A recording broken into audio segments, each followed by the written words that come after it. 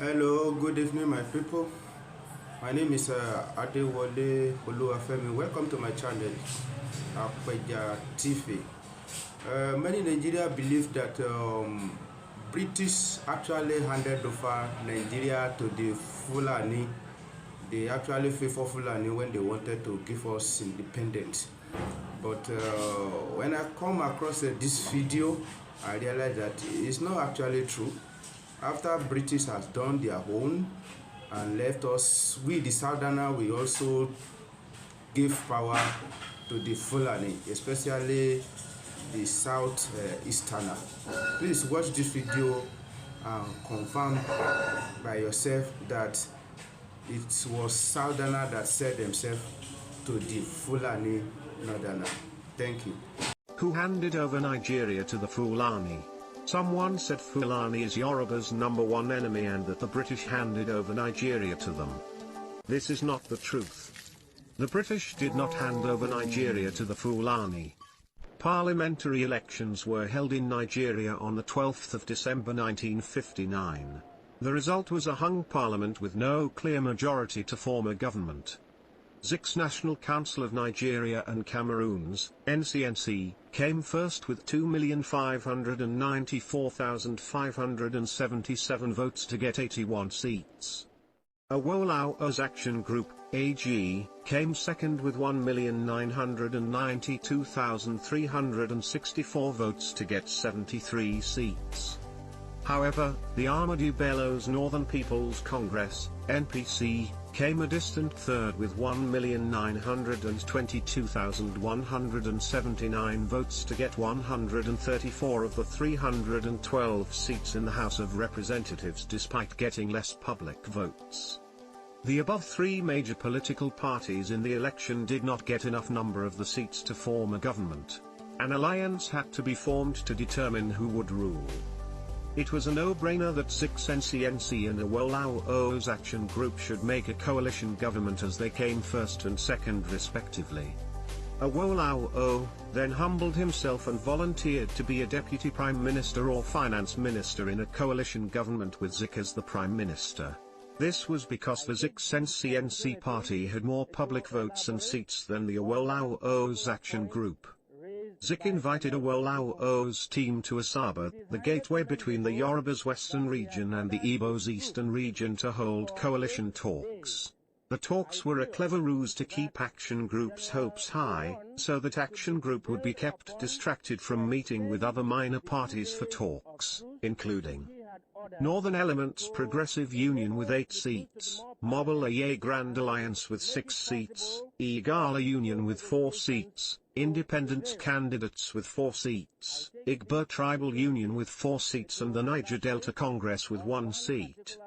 Whilst the Action Group team was waiting in Asaba for a meeting with the NCNC, they read in the news that Zik and the NCNC had gone up north and clinched the deal with Ahmadu Bello on forming a coalition government with the NPC. Tafawa Balewa, a Fulani, would be the Prime Minister of Nigeria while Zik would be the figurehead Governor General. Even Nkrumah of Ghana was shocked. He asked Zik why, having spent so much energy fighting for colonial emancipation and then settling for a toothless bulldog role when Nigeria needed him the most. Zik wrote in his autobiography why he did not form a coalition government with Awolowo. In 1947, with over £13,500 raised from the Yoruba people and given to the NCNC, Zik had led other 6 prominent NCNC delegates to London to protest the obnoxious laws of Governor Arthur Richards. The trip ended in failure with backbiting, abuses and accusation of theft against Zik. Zik's opponents at the NCNC accused him of squandering the money in the trust of Nigerians. Zik replied, insinuating that the Yoruba on the team, that are, Mrs. Funmilayo Ransom Kuti, Prince Adeleke Adedoyin, and Dr. Abiola Runaim, were the problem. There erupted a heated and prolonged press war between Zik's political reminiscence in his West African pilot and H.O. Davis' political panorama in the daily service. This led to Igbo in Lagos rushing to buy machetes in large numbers, thinking a tribal war was imminent.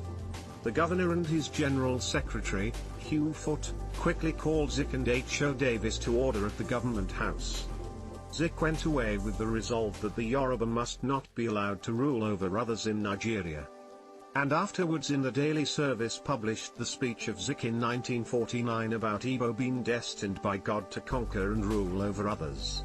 This among others, will explain why Zik rejected Awolowo's offer of a coalition government in 1959 and instead worked with the Fulani. The Fulani had been reading Zik and the Igbo through the lens of his 1949 speech ever since.